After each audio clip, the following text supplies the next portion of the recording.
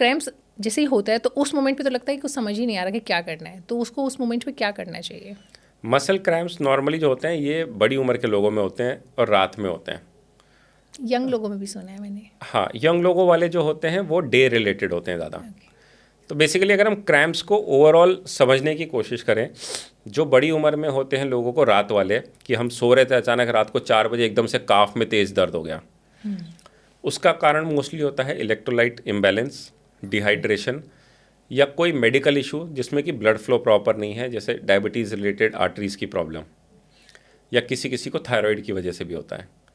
किसी किसी को इलेक्ट्रोलाइट इम्बैलेंस इसलिए होते हैं कि अंदर के जो ऑर्गन्स हैं, ख़ास तौर से हार्मोन्स वाले, उसमें दिक्कत हो। तो बड़ी उम्र में तो नॉर्मली ये 5 कारण होते हैं जिस पे कि हम वर्कअप करते हैं।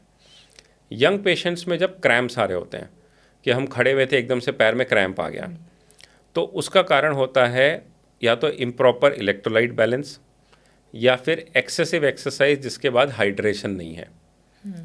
रेयरली कभी यंग पेशेंट्स में और रीज़न से भी आ सकते हैं, जैसे अगर किसी के हार्मोन्स ठीक ना हो तब भी क्रैम्प्स आ सकते हैं।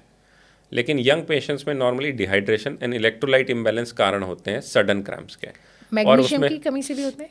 हाँ, मैग्नीशियम, अगर हम इलेक्ट्रोलाइट्स की बात करें तो सोडियम, पोटेशियम, मैग्नीशियम, ये सारी चीज़ें होती हैं। इसमें एक और वो होता है which requires a special mention, वो है कैल्शियम वाला। ओके। अगर किसी की बॉडी में कैल्शियम भी ड्रॉप हो रहा है, that can also cause cramps eight young age. अब तो पहचानेंगे कैसे? टेस्ट कराना होगा? हाँ, उसके लिए आपको टेस्ट कराना होगा, और आपकी एक हिस्ट्री भी आप डॉक्टर आपको पूछेंगे। खास तौर से वो आपके कुछ और ऑर्गन्स के टेस्ट भी कराएंगे, ब्लड टेस्ट ही रहते हैं मोस्टली, बट उससे पता चल जाएगा।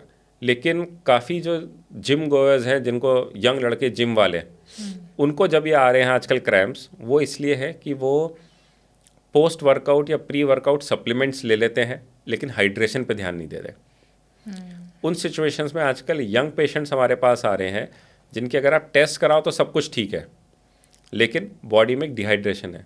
उसका एक रीज़न ये भी रहता है कि जैसे अगर दोस्तों के साथ रात को पार्टी करी जिसमें अल्कोहल लिया, और अगले दिन सुबह वो जिम गए, उसके बाद भी क्रैम्प्स बहुत कॉमन है। तो इलेक्ट्रोलाइट बैलेंस करने के लिए ओआरएस का घोल ले सकते हैं, वही? ओआरएस ले सकते हैं, but it is something very basic. Okay. खास तौर से अगर कोई ऐसा है जो रेगुलर एक्सरसाइज कर रहा है और हीटेड, मतलब नॉट कोल्ड एनवायरनमेंट में, टेम्परेचर कंट्रोल्ड एनवायरनमेंट नहीं है, उनको जो पोस्ट वर्कआउट इलेक्ट्रोलाइट ड्रिंक्स आ रही हैं जिसमें कि सब कुछ है थोड़ा थोड़ा, जैसे विटामिन सी भी है, कैल्शियम भी है, और मैग्नीशियम भी है, सोडियम भी है, पोटेशियम भी है, क्लोराइड भी है, इस तरह की जो ड्रिंक्स हैं जो कि खास तौर से बनी उन लोगों के लिए जो हैवी वर्कआउट कर रहे हैं, और हो सकता है टेम्परेचर कंट्रोल्ड एनवायरनमेंट में ना कर रहे हो जहाँ पसीना ज़्यादा आता है, वहाँ पे इस तरह की ड्रिंक्स जो हैं वो ज़्यादा हेल्पफुल है। इसमें मैं एनर्जी ड्रिंक्स को रिकमेंड नहीं कर रहा हूँ, मैं सिर्फ उन ड्रिंक्स की बात कर रहा हूँ जो आपके लॉस्ट इलेक्ट्रोलाइट्स और वाटर को रिप्लेनिश कर रही हैं। कुछ लोग इसमें कैफ़ीन ड्रिंक्स या हाई एनर्जी ड्रिंक्स ले लेते हैं, दैट आई डोंट रिकमेंड, उतनी की हमें ज़रूरत नहीं होती, क्योंकि वो अगर आप कैफ़ीन ड्रिंक लेके ज़्यादा पंप होके एक्सरसाइज कर रहे हैं, बॉडी की कैपेसिटी 1 घंटा है और आप 1.5 घंटा कर ले रहे हैं, उससे भी आपको इंजरीज या क्रैम्प्स होने के चांसेस बढ़ जाते हैं। और मान लीजिए कोई जिम वाला इशू नहीं है और ऐसा भी नहीं कुछ, और नॉर्मल होम मेकर हैं या किसी भी एज के लोग हैं, थोड़े रिलेटिवली यंग हैं, तो उनको आपका एडवाइस क्या होता है? उनकी वजह क्या हो सकती है? और कोई टेस्ट भी नहीं कराना चाहता, आइडियली तो कराना चाहिए पर सेफ साइड अगर कोई लगता है कि नहीं भाई मुझे आप कुछ एक सॉल्यूशन बता दो, तो I would say concentrate on your electrolytes. उसमें सिंपल ओआरएस का घोल पानी में डाल के पीना इज़ गुड इनफ। अगर उसी से आपके क्रैम्प्स इंप्रूव हो जा रहे हैं या ठीक हो जा रहे हैं, फिर आप कोई भले टेस्ट ना कराओ तो चलता है। लेकिन अदरवाइज अगर बार बार हो रहे हैं और आप रिलेटिवली यंग हो, then you should definitely get your workup done. Okay. और उस मोमेंट में जब होता है तब क्या करना चाहिए? क्योंकि मैंने देखा है कि उस एक खास पोजीशन में आप पैर करते हो तो आपका रिलैक्स होता है, तो वो अपनी साइड करना चाहिए या अपोजिट साइड? अगर आपको क्रैम्प हो रहा है, आपको स्लोली उस मसल को इलोंगेट करना होता है। जैसे अगर आपको क्रैम्प हुआ है काफ में, तो उसमें आप अगर ऐसे ही करके बैठे रहोगे तो आपका क्रैम्प बढ़ता है। ओके। तो आपको धीरे धीरे पैसिवली पैर को स्ट्रेच करना है। आप उसमें सिकाई करोगे, उससे आपका क्रैम्प जल्दी सेटल होगा क्योंकि ब्लड फ्लो बढ़ेगा।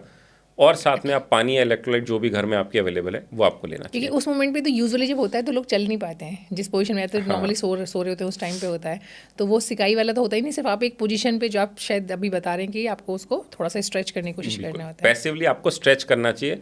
मोस्टली जो बड़ी उम्र के लोगों को रात में होता है, सर्दियों में खास तौर से, दैट इज़ बिकॉज कि जैसे शाम से पानी पीना कम कर देते हैं क्योंकि सर्दियाँ हैं, उस सिचुएशन में तो डिहाइड्रेशन और इलेक्ट्रोलाइट डेफिशिएंसी वाले क्रैम्प्स ज़्यादा होते हैं। जी, तो उन लोगों के लिए तो एक ही चीज़ है कि आप पैर को धीरे धीरे स्ट्रेच करो, वो जो मसल क्रैम्प हुई है उसको आप थोड़ा सा हिलाओ, that will relieve the cramp.